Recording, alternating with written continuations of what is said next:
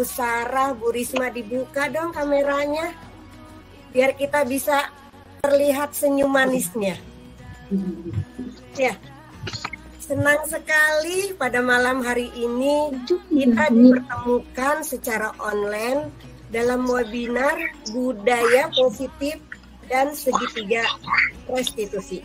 Perkenalkan, nama saya Tuti Damayanti. Saya akan memandu sesi webinar pada malam hari ini.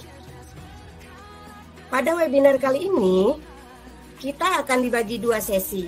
Sesi yang pertama, pemateri akan memaparkan budaya positif kurang lebih 30 menit. Dilanjutkan dengan sesi yang kedua, yaitu pemateri akan memaparkan segitiga restitusi kurang lebih 30 menit juga. Terus dilanjutkan dengan tanya jawab. Setelah tanya jawab, kita akan mengumumkan pemenang dari kuis dan peserta yang aktif. Jadi untuk peserta webinar ini yang sangat banyak ya, mencapai 90, mudah-mudahan nanti bertambah lagi ya. Mudah-mudahan bertambah lagi sehingga kita bisa menimba ilmu dari narasumber-narasumber kita. Oh iya ibu-ibu, pada webinar kali ini di akhirnya nanti ada hadiah loh. Jadi yuk kita aktif semua. Oke? Ya, siap. Saat ini ya, alhamdulillah kita sudah terhubung dengan dua narasumber kita. Nah, narasumber yang pertama ini adalah Ibu Meli Purnamasari. Assalamualaikum Bu Meli. Narasumber yang kedua adalah Ibu Rodiah Mardiah SPD. Assalamualaikum Bu Rodiah. Waalaikumsalam. Apa kabar semuanya? Ya, di sesi webinar yang pertama ini tentang budaya positif. Para hadirin semua, apa itu budaya positif? Yang kita tahu budaya positif merupakan pembiasaan yang diterapkan di mana saja kita berada. Yang diharapkan akan memunculkan budaya yang lebih baik. Namun, pada kenyataannya kita banyak menemukan siswa-siswi kita yang tidak sesuai dari harapan kita. Pertanyaannya, bagaimana kita menerapkan disiplin positif di sekolah terhadap anak didik kita? Nah, pada kesempatan kali ini, semua akan dibahas oleh narasumber kita yang sudah hadir. Beliau adalah calon guru penggerak. Dua-duanya nih Bu, calon guru penggerak. Alhamdulillah. Yang smart. Ya. Yang semangatnya, yang masih muda, semangatnya itu membara.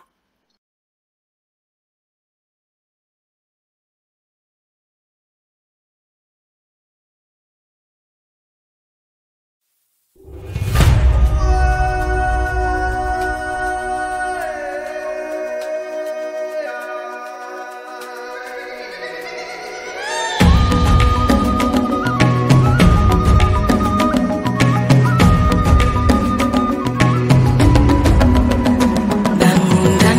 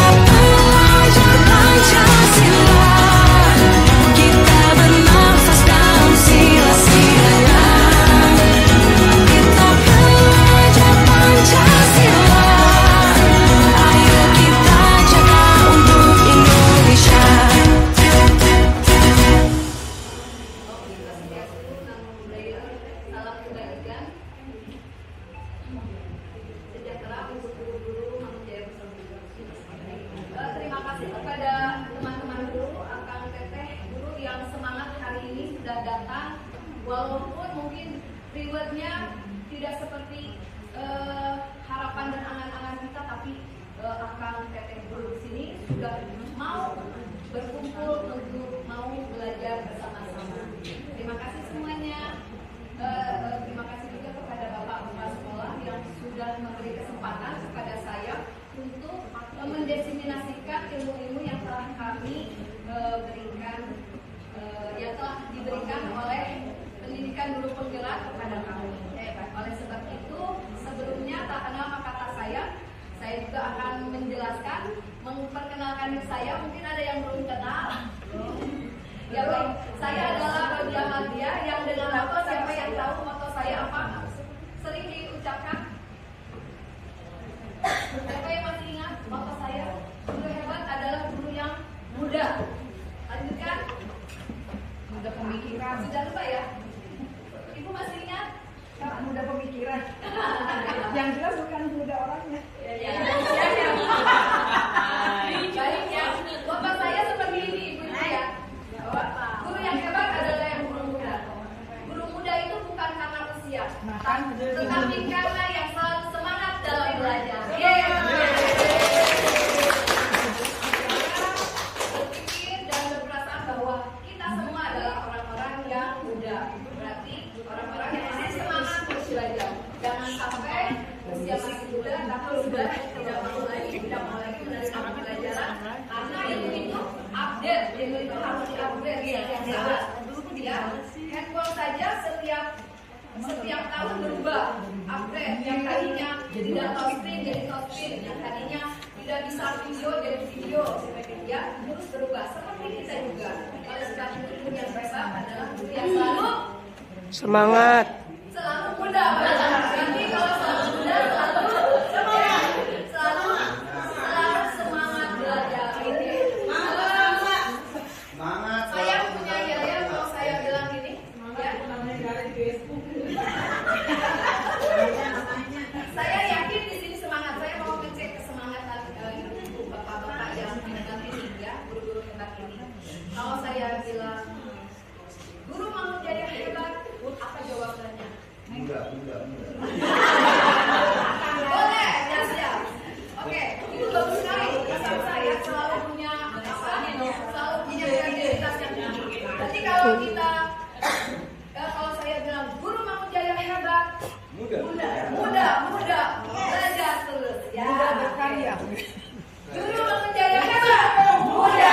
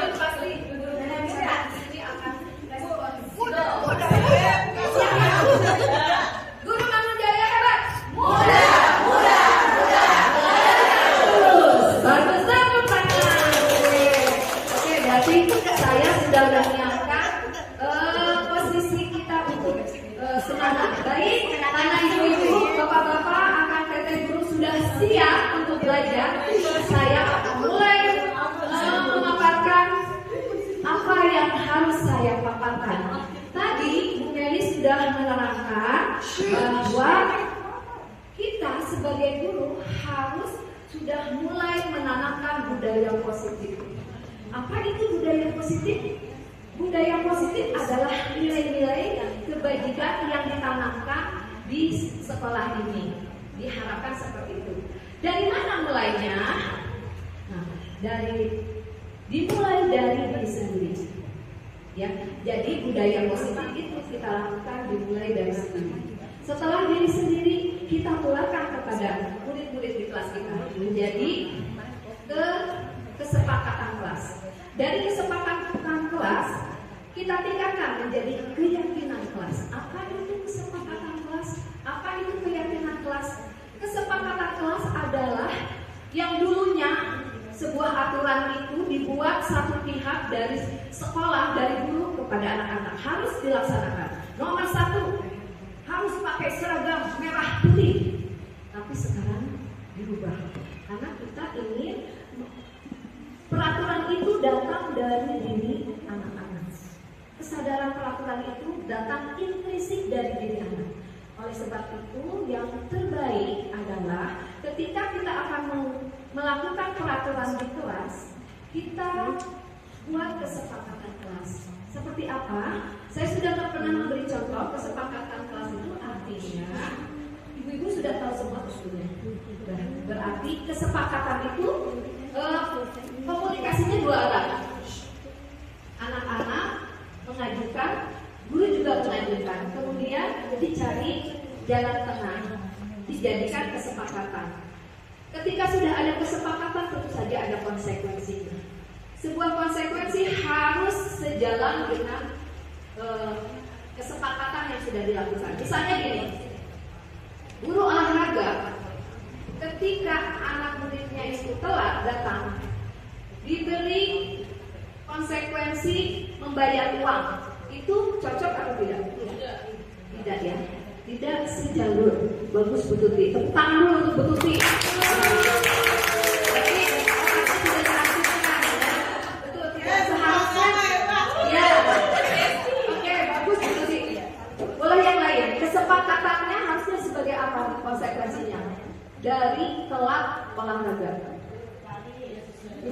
Nah, sesuai dengan pembelajarannya. Ya tentu saja konsekuensinya harus sesuai dengan alur yang sedang dilaksanakan. Misalnya olahraga, dia berarti lari 2 keliling. Yang lain mungkin materi lain dia lari dulu 2 keliling pemanasan. Seperti itu. Kemudian misalnya di kelas tidak memakai seragam. Konsekuensinya apa? Pulang, salin. Nah, betul sekali. Diberi kesempatan untuk mengganti ya. Mau pulang, salin. Jangan sampai bagaimana konsekuensinya? Nggak pakai seragam, apa beda seragamnya? Ya, seragamnya beda, salah. Lalu gimana? Kayaknya diputus dibiarin aja ikut belajar. Ikut belajar. Itu bukan Mungkin itu kalau Bu Budi punya kebijakan seperti itu, manajemennya udah lebih tinggi lagi, ya. Nah, tapi kita kan harus melakukan disiplin ya. Nah, bagaimana menurut Bapak Ibu kalau umpamanya datang ternyata seragamnya mungkin Bu Risma banyak ya kejadian yang tidak sesuai gitu ya. Karena Bu Risma saya lihat disiplin pakaiannya sangat tinggi. Seperti apa Bu? Menurut Ibu? Nggak ada salah benar. Kalau anak itu kadang tergantung, apalagi kelas 1 ya, kayak itu tergantung orang tuanya ya. Iya. Kalau anak kelas 1 kan seperti gambar titik-titik aja yang memang kita mau tebalkan, tebal. Iya. Kalau enggak ya enggak gitu. Iya, Jadi betul. mungkin kita memberitahu ke orang tuanya aja Iya. yang lebih mungkin ujung-ujungnya orang tuanya lupa. Kadang-kadang anak itu udah pressure ya, nangis ya, Iya. udah merasa tertekan ya, udah merasa terdolimi dengan dia salah pakai kostum santun gitu. Nah, mungkin itu berarti ibu-ibu sudah bisa membuat keyakinan kelas di situ ya, membuat kesepakatan kelas dan keyakinan kelas. Mungkin nanti bisa ibu laksanakan. Setelah keyakinan kelas itu ada lagi yang namanya budaya sekolah. Jadi sudah kesepakatan, keyakinan, kemudian menjadi budaya. Karena semua kelas melaksanakan kegiatan yang sama, disiplin yang sama. Itu menjadi budaya, menjadi kebiasaan sekolah. Jadi, di setiap kelas 1, 2, 3, 4 sama kok. Guru-gurunya wise, bijaksana, penuh dengan restitusi. Kalau yang sudah tahu restitusi ya, penuh dengan manajemen. Maksudnya manajemen teratur. Jadi tidak melaksanakan peraturan itu sebagai intuisi saja. Intuisi tahu Bu. Jadi itu semata, klik, harusnya begini, klik. Tapi sudah dibuat tahapan-tahapannya, rencana-rencananya dalam mendisiplinkan anak. Baik, itu mungkin sekilas yang tadi sudah dijelaskan oleh Ibu Meli Purnamasari. Baik, saya lanjutkan dengan 5 posisi kontrol. Apa itu? Nah, guru-guru itu memiliki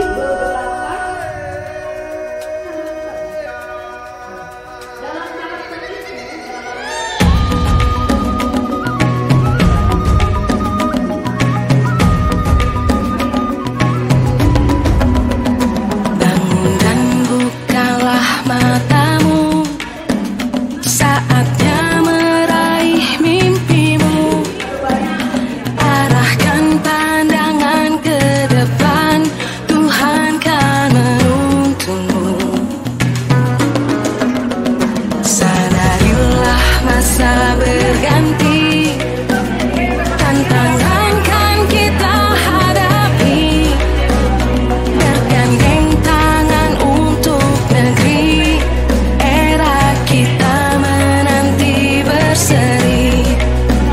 Kita belajar Pancasila, kita bernafas dalam sila-silanya. Kita belajar Pancasila, ayo kita jaga untuk Indonesia. Bersatu dalam perbedaan, berpegang tangan dan berlari. Singkirkan egomu, oh kawan, demi negeri ini. Jadilah generasi emas, cerdas berkarakter itu kita. Berjuang dan harus berani, kita terus torehkan prestasi.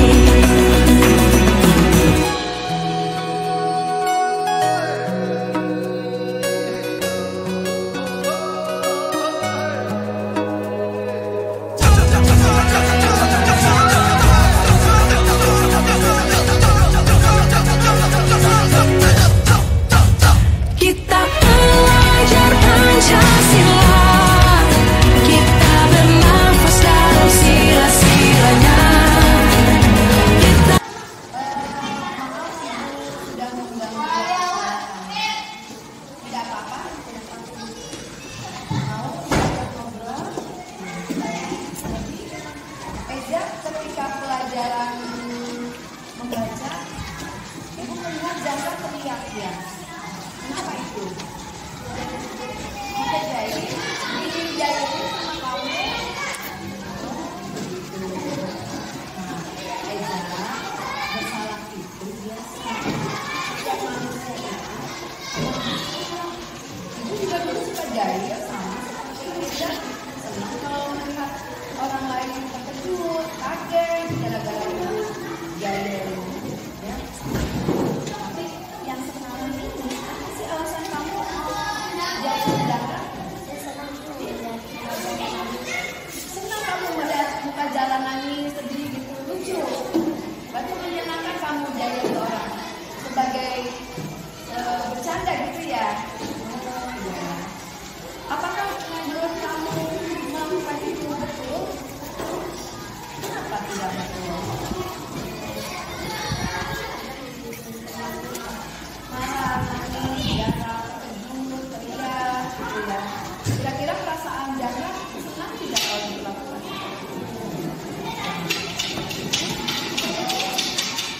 Menurut kamu sebaiknya aku bagaimana terhadap teman kamu? Walaupun dia itu menyenangkan ya, bagi orang lain jadi tidak menyenangkan ya, ya. Kasihan ya. Berarti bagaimana sih apa yang harus kamu lakukan sebenarnya terhadap teman kamu? Jadi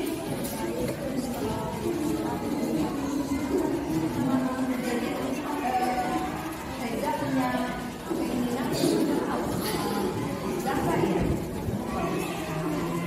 Tapi itu kamu mau minta maaf, bukan karena itu. Karena apa?